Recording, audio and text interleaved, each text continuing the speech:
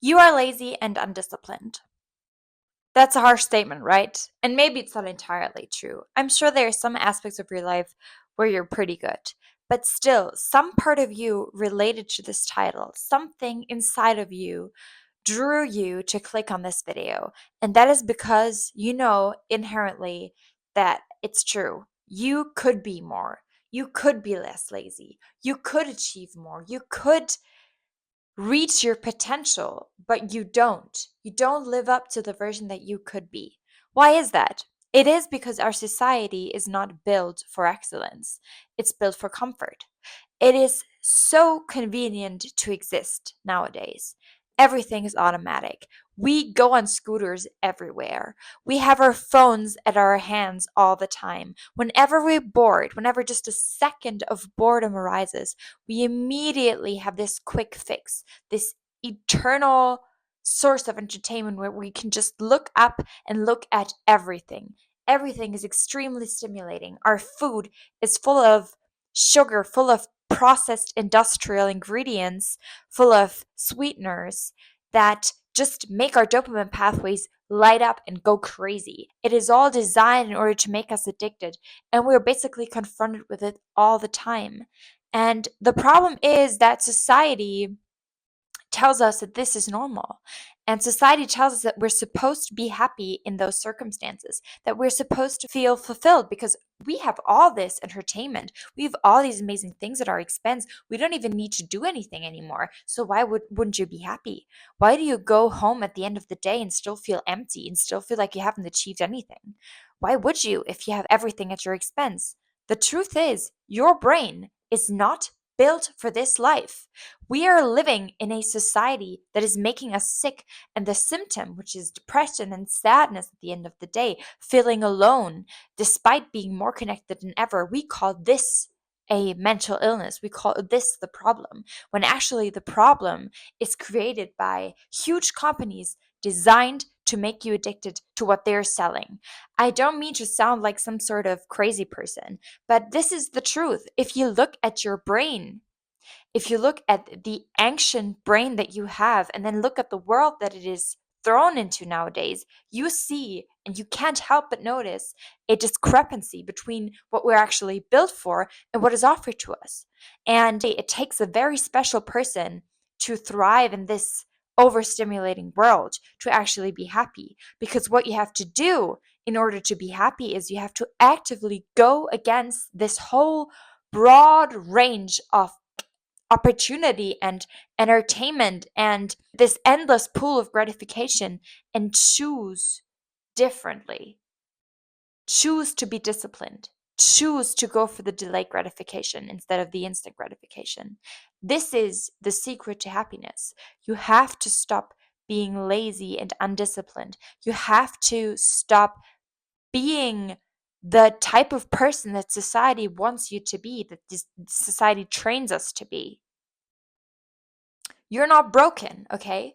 Your brain is just outdated because our brain is wired for survival.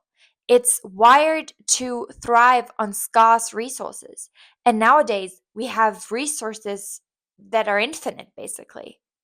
Your ancestors needed to eat as much as possible in order to survive. So, whenever food was around, best highly caloric food, they would indulge in that because they didn't know when they were going to get food the next time, okay?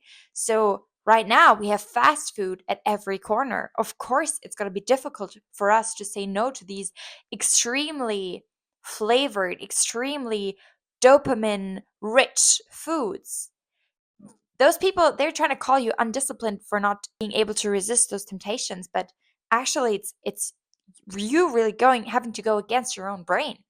The thing is, this reward system is the same as it was in our ancestors. It doesn't adapt as quickly, and it's basically being hijacked by refined sugars, by carbs, by all these modern inventions.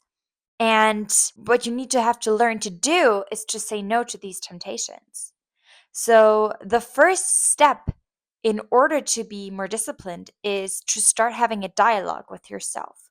This is what a lot of the times we just unlearn. A lot of the times society tells us to be our own best friend, to be nice to ourselves, to pat ourselves on the shoulder when we achieve something or when we don't achieve something. Doesn't really matter. Just be your friend.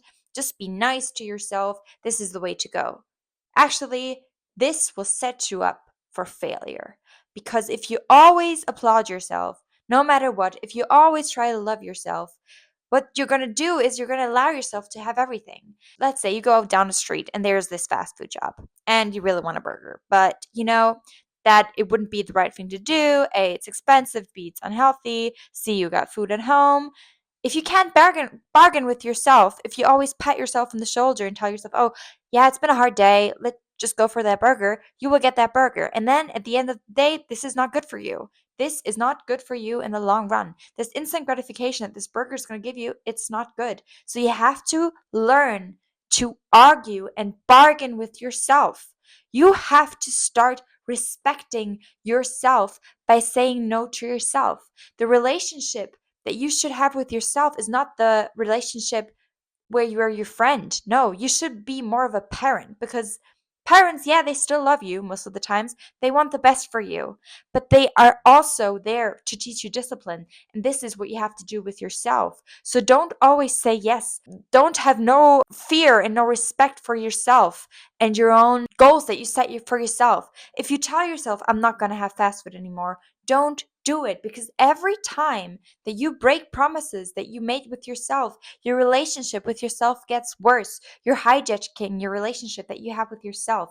You need to learn to bargain with yourself and actually go into a dialogue with yourself. See yourself as sort of two people.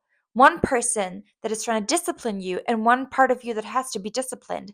And there always has to be a conversation going on. As soon as this conversation stops, it is likely just the version of you that needs to be disciplined, just acting and doing whatever it wants. You can't let that happen. So first rule, in order to be less lazy and undisciplined, is to start having a conversation with yourself and start having a parent-child relationship with you and your brain. You probably think to yourself now, okay, that's difficult because I basically have no self-control. I just do whatever I want to do. Luckily, our brain is very adaptive, and there's basically a thing that is very similar to a discipline muscle. It's called the anterior cingulate cortex, and it's more active in people that are more disciplined. So you can change your brain structure in order to be more disciplined. What you have to do in order to do that is you have to keep resisting. Keep saying no to these opportunities that arise all the time. Keep saying no to the entertainment. Keep saying no to the overstimulation. Every time that you do this, your brain starts to adapt and it starts to rewire. So it's like your internal conflict monitor, so to say. The part that says, I know I want the cookie, but I also want to be healthy. I also want to be fit. And the more you resist temptation, the stronger your ACC, which is short for anterior cingulate cortex, grows. It's like a muscle you're building. And you have to have patience with yourself when building this muscle, because what your brain is going to do, first of all, is it's going to make you feel like shit. When you start to change the relationship that you have with yourself from being like a friend who just allows you everything, who's cool and funny and easygoing, to more of a parent to yourself, your brain is not going to like it one bit. It's going to be like, what? But I want this carbs. I want these foods. I want this comfort. I want this scrolling on TikTok for 3 hours after work. I need this. You've trained me to become this way. Why do you suddenly take this away from me? This is where you have to stay strong and think about the anterior cingulate cortex. Think about your brain's ability to rewire itself. Think about the neuroplasticity that you have that will adapt and that will make it easier for you eventually. But you have to be with the discomfort, first of all. And you have to stand with it and also learn to enjoy. This is the third principle, I think, of discipline, is to learn to enjoy the discomfort that you feel when you put yourself in difficult situations. Essentially, discipline is voluntary suffering in the short term in order to gain something in the long term.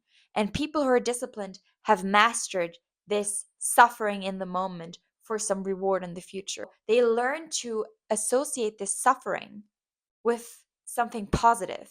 So they love to go out and run. They love to challenge themselves. This is what you should be aiming for. And this is also what happens when you strengthen the discipline.